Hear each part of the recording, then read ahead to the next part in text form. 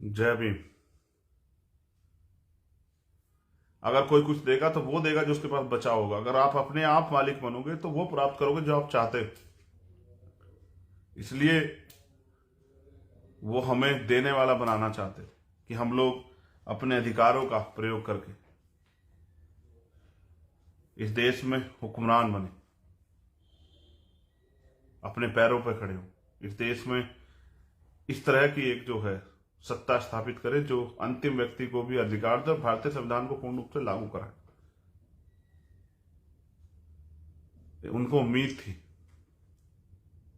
कि एक दिन हमारे लोग जागेंगे, पढ़ लिख कर जो अवसर मिले हैं उनको समझेंगे, वोट की वैल्यू को समझेंगे। लेकिन आज भी कुछ लोग चंद पैसों पे अपनी वोट को बेच देते हैं या दुश्मन को ही वोट दे देते हैं। जिस वोट से शक्ति का निर्माण करना है उससे अपने लिए, अपने समाज को और खुद को नुकसान देने के लिए हथियार का इंतजाम कराते हैं दुश्मन का। और उसका नुकसान सिर्फ आप चंद लोग नहीं उठाते, उसका नुकसान उठाता है पूरा समाज, पूरा प्रदेश, पूरा देश। उन्होंने कहा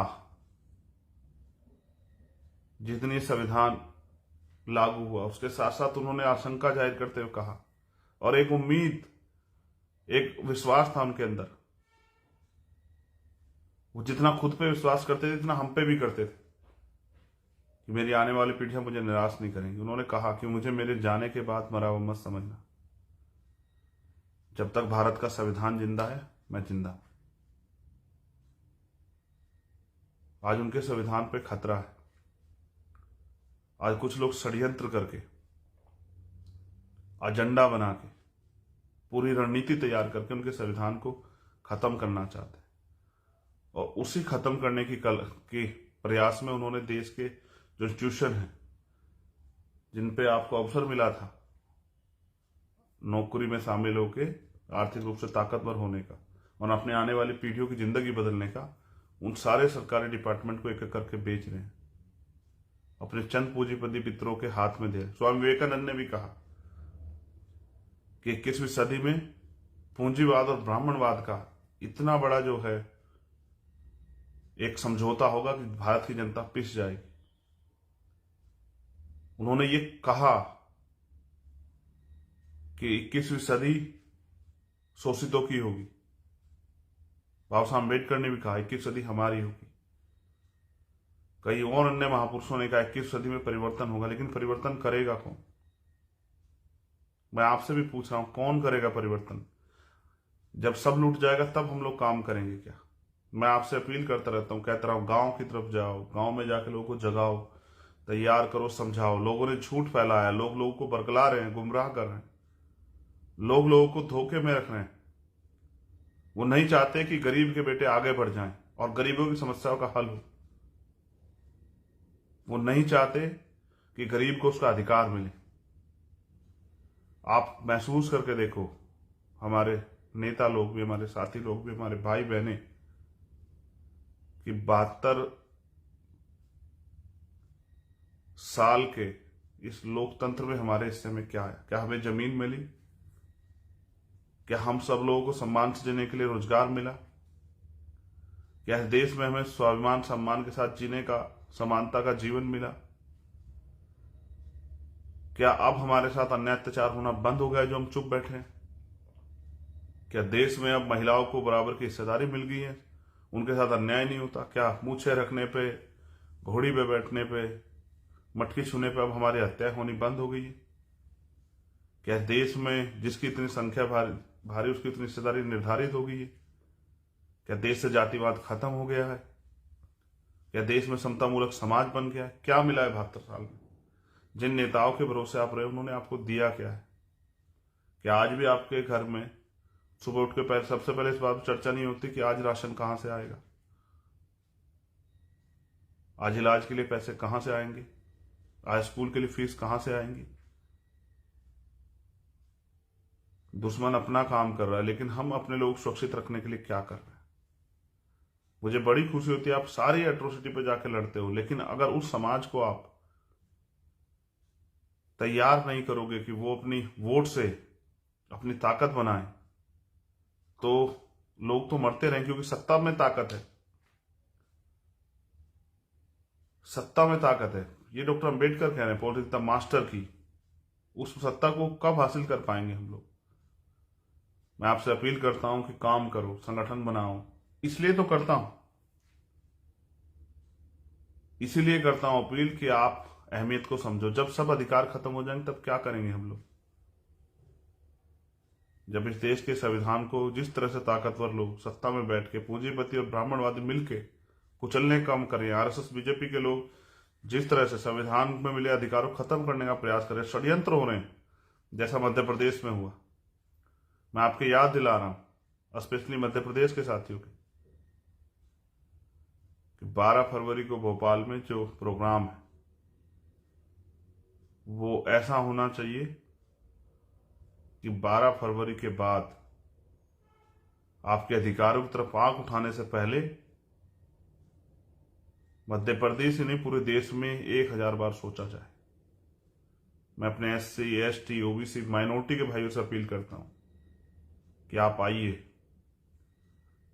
जो साजिश दुश्मन कर रहा है उसको बेनकाब करेंगे और अपनी एकता से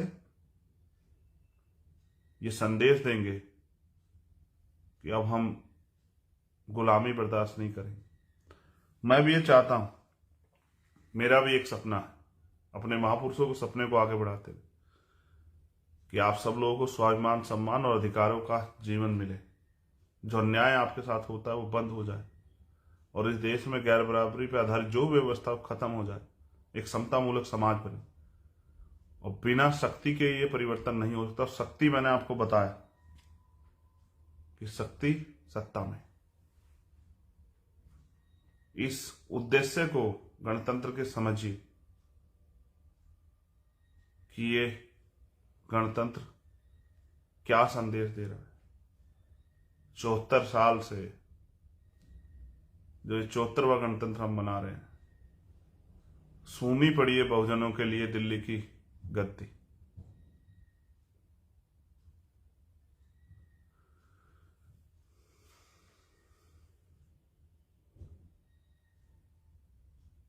लेकिन हमारे लोग हिम्मत नहीं जुटा पा रहे, वो अपने आप को कमजोर समझ बैठे। हजारों माएं हर महीने खून के आंसू रोती है जो अन्याय उनके साथ होता है, इस उम्मीद के साथ कि उनकी जिंदगी बदलेगी। हजारों लोग देश में भूखे सोते हैं इस उम्मीद के साथ कि इस गणतंत्र के बाद उनके जीवन में एक सवेरा आएगा। हजारों लोग, लाखों लोग बिना छत के सोते हैं इस उम्मीद के साथ कि इस गणतंत्र के बाद एक नया सवेरा आएगा। लाखों लोग अच्छे कपड़ों के लिए तरस रहे हैं इस देश में। सच तो यह है कि लाखों लोग आज भी साफ पानी पीने के लिए तरस रहे हैं। इसलिए मैं आपसे बार बार कहता हूं कि समय किसी का इंतजार नहीं करेगा। आपको आगे बढ़ के अपने सुख सुविधा को छोड़ के अपने महापुरुषों का अध्ययन करते हुए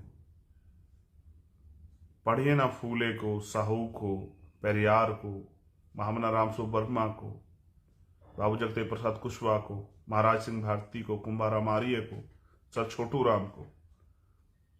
पढ़िए ना मान्यवर काशीराम साहब, पढ़िए ना बिरसा मुंडा को,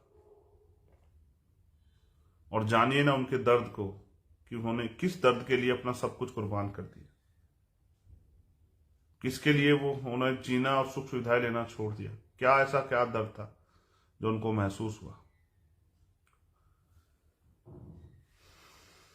समझदार के लिए इशारा काफी होता और ना समझ के लिए कुछ भी नहीं। साहब कहते थे कि सिर्फ सांसों का रखना मौत नहीं होती, जिसका जमीर मर जाता वो भी मर जाता। वो कहते थे कि सोए हुए को तो जगाया जा सकता है, लेकिन अगर कोई जानबूझ के आंख बंद करके लेट जाए तो उसको नहीं जगाया जा सकता। जो जागे हुए लोग हैं उनको ज्यादा मेहनत करनी, उनके लिए जो नहीं जागे अभी। मैं इस सपने को रोज जीता हूं।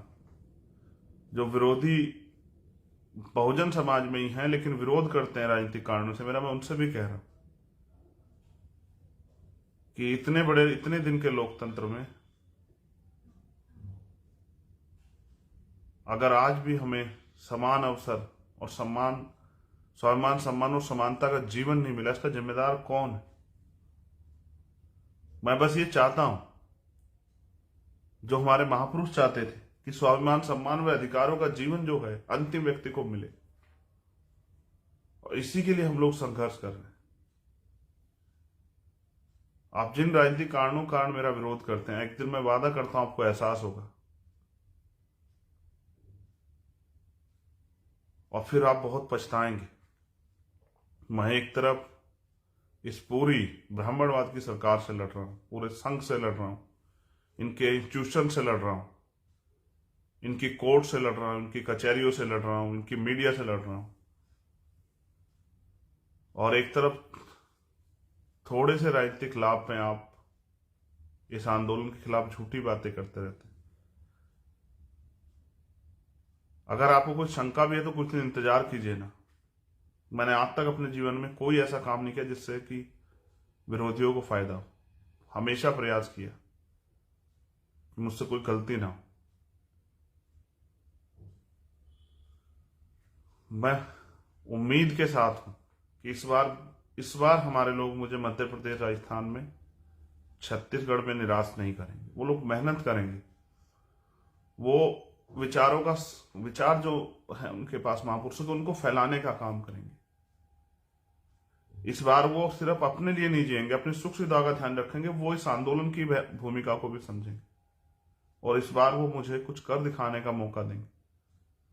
जो लोग बड़ी बड़ी बातें करते हैं कि हमने ये किया, उनको अवसर मिला है इसलिए वो ये कह रहे हैं। अभी मुझे अवसर नहीं मिला। अब तक जो कुछ करके दिखाया वो संघर्ष के बलबूते करके दिखाया, आपकी ताकत के बलबूते करके दिखाया, आपकी एकता के बलबूते करके दिखाया। अब जो करना है, मैं मानता हूं कि हमसे पहले सीनियर नेताओं ने बहुत कुछ किया है लेकिन वो पर्याप्त नहीं है। ये सतत प्रक्रिया है, इसको लगातार आगे बढ़ाना पड़ेगा। अगर आप सोचते हैं कि इस दिन का कर दिया अब आगे की जरूरत नहीं, ऐसा नहीं है। रोज करना पड़ेगा और आने वाली पीढ़ियों को करना पड़ेगा जब तक इस देश में बाबा साहब अम्बेडकर के जो सपना था समतामूलक समाज का, और जो सपना था सबके लिए स्वाभिमान, सम्मान का जीवन, अधिकारों का जीवन, वो जब तक प्राप्त ना हो जाए तब तक ये जारी रहेगा। जरूरी नहीं सब कुछ हमारे आंदोलन के साथ हो जाए, लेकिन हमें विश्वास है कि हम आने वाले दिनों में बहुत मेहनत करके सब करके दिखाएंगे। हम प्रयास करेंगे कि जो कर्ज हमारे ऊपर है महापुरुषों का, उसको हम लोग उतारें। उस कर्ज को हम लोग, वो कर्ज सोने नहीं देता है। वो कर्ज, मैं सच बता रहा हूं आपको, मेरे साथी जानते हैं जो मेरे साथ रहते हैं, कि पिछले 4 रात से मैं सो नहीं पाया। मेरी आंखें गवाह हैं इस बात की। आज उम्मीद है कि नींद आएगी। सिर्फ इसलिए जाग रहा हूं, सुख सुविधाओं के लिए नहीं जाग रहा हूं, एमपी एमएलए बनने के लिए नहीं जाग रहा हूं। ये तो मुझे कोई भी बना देता, मैं जिसके साथ खड़ा होता हूं बना देता। इतनी ताकत, हिम्मत, हैसियत दी है आपने मुझे। लेकिन जो दर्द मैं पूरे देश में देखता हूं, मैं उसके लिए जाग रहा हूं कि वो दर्द कम हो, वो अवसर मिले। ऐसा ना हो कि बाबा साहब अम्बेडकर की हत्या में कातिलों में हम भी शामिल हो जाए। जैसा उन्होंने कहा कि मुझे मेरे मरने के बाद मरा मत समझना, जब तक संविधान जिंदा हूं मैं जिंदा। अगर ऐसा ना हो कि हमारे रहते सब लूट जाए तो हम भी कातिलों के साथ खड़े होंगे, हम भी बाबा साहब के हत्यारों में शामिल हो जाएं। इसलिए लड़ रहे हैं, इसलिए आपसे अपील कर रहे हैं। आपसे भी अपील करता हूं कि कुछ करके दिखाओ इस आंदोलन के लिए, अपने महापुरुषों के विचार के लिए। इस आंदोलन, इस विचार को नहीं छोड़ सकता हूं माननीय प्रकाश राम और बाबा साहब अम्बेडकर के। इस बहुजन आंदोलन को नहीं छोड़ सकता हूं। इन बहुजनों को मनुवादियों के भरोसे नहीं छोड़ सकता हूं। पहले जैसे जीवन नहीं चाहते। 2 रास्ते हैं आज आपसे कह रहा हूं। एक, अपने आप को कमजोर समझ के गुलामी स्वीकार का, और अधिकारों के बिना जो जीवन चल रहा है, अन्याय के साथ जो जीवन चल रहा है, उसको जीते रहो। एक कि उठ खड़े हो जाओ और काम करो और गुलामी की बेड़ियों को काट दो और स्वाभिमान, सम्मान और अधिकारों के जीवन के लिए लोगों को जगाने का काम करो, लोगों को समझाने का काम करो, तैयार करो लोगों को। कांटे से ज्यादा चुभता हूं आज मैं इन लोगों को, सिर्फ इसलिए कि ना इन पे खरीदा जाता हूं, ना ये मुझे तोड़ पा रहे हैं मुकदमे लगा के, और ना ही ये मुझे डरा पा रहे हैं। ये मुझे डराने के लिए मेरी गाड़ियों में हमला कराते हैं, ये मुझे डराने के लिए मेरे ऊपर झूठे मुकदमे लगाते हैं, और ये मेरे साथियों को जो है खरीदने का प्रयास करते हैं मुझे कमजोर करने के लिए, इस आंदोलन को कमजोर करने के लिए। लेकिन मेरे, अगर मैं मर भी जाऊंगा तो भी आंदोलन कमजोर नहीं होता, क्योंकि आज इस आंदोलन को चलाने वाले ये हजारों रखवाले हैं जो आज मुझे सुन रहे हैं। आज हर घर में बाबा साहब अम्बेडकर, काशीराम साहब का विचार जो है एक नौजवान के रूप में फल फूल रहा है। आज एक चंद्रशेखर की जरूरत नहीं, उनके पास लाखों चंद्रशेखर तैयार हो रहे हैं, और आने वाले 5 साल बाद मैं बताऊंगा कि हम इस देश में हमने क्या तैयार किया। आज हम मोहरे नहीं रहे लोगों की, आज हम अपने बल पे जीने के लिए तैयार हो रहे, खड़े हो रहे हैं। मैं कल बिजनौर रहूंगा,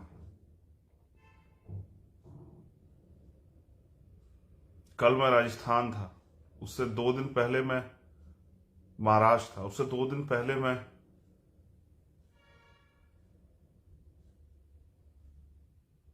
रांची था झारखंड, उससे 2 दिन पहले मैं तेलंगाना था।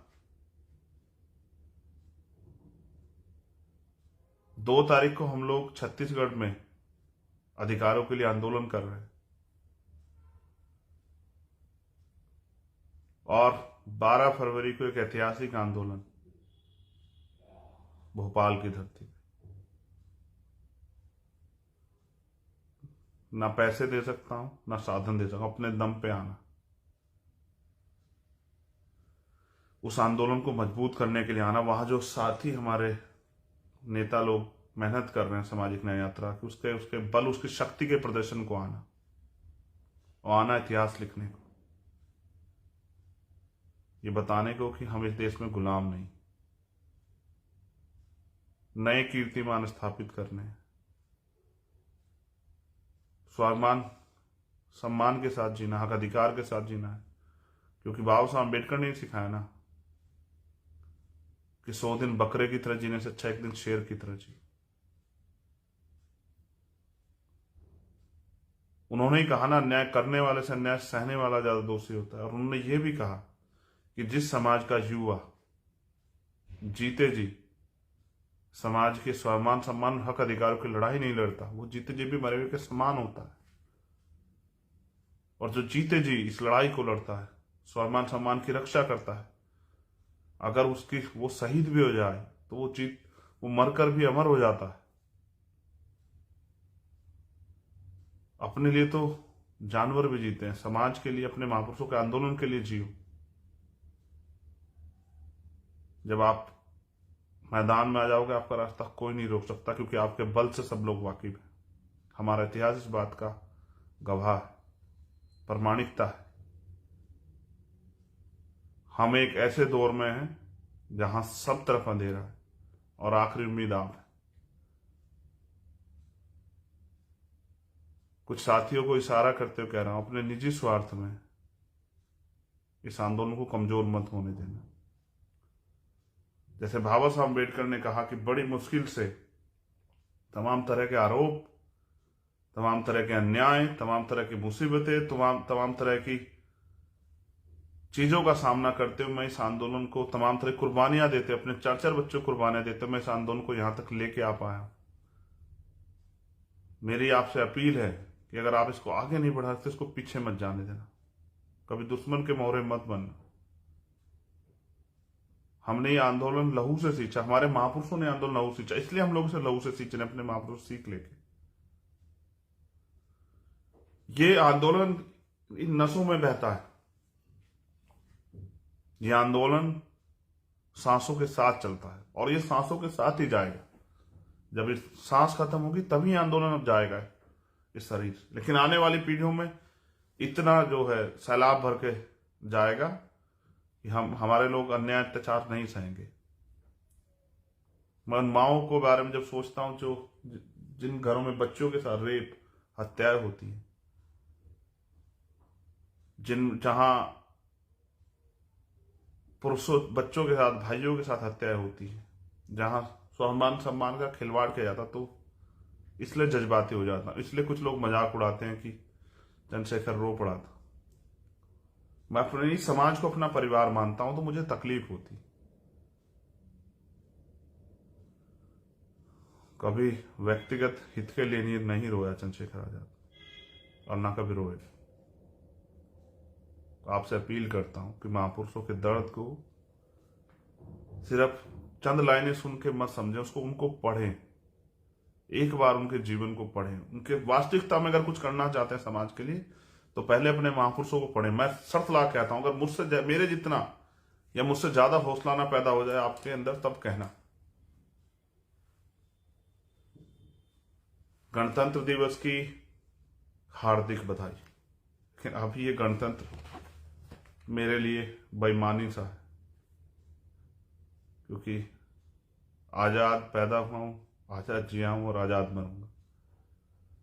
तो बहुजनों की आजादी के लिए ये आंदोलन आगे बढ़ना चाहिए, क्योंकि जिन्होंने हजारों साल से आपको इंसान नहीं माना, आपको अधिकार नहीं दिए, वो अब आने वाले समय में आपको अधिकार नहीं देने वाले। वो आपकी बात भी इसलिए करते हैं, आपका वोट का अधिकार, वो आपके पैर भी धोते हैं, आपको गले भी लगाते हैं, आपको अपना भी करते हैं, आपके महापुरुषों को फूल भी चढ़ाते हैं, सिर्फ इसलिए कि आपके वोट को लूट सके।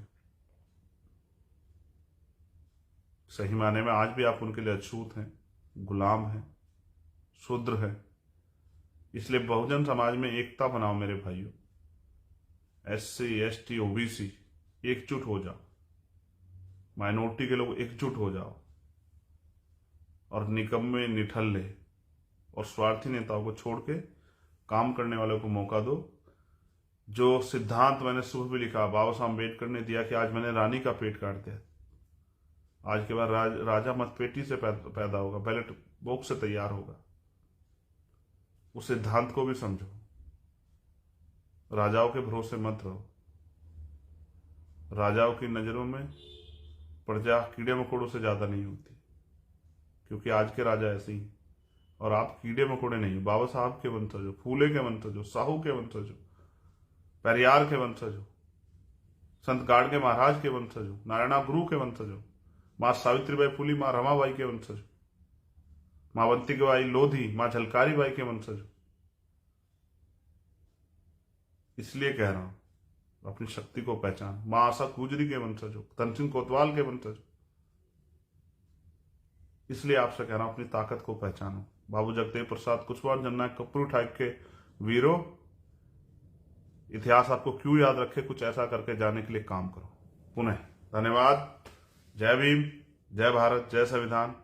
गणतंत्र दिवस की मंगल कामनाएं और ये उम्मीद भीम आर्मी आजाद समाज पार्टी के सिपाहियों से कि मुझे अपने ऊपर भरोसा है, तो मुझे आपके ऊपर भरोसा है कि आपको कोई नहीं हरा सकता।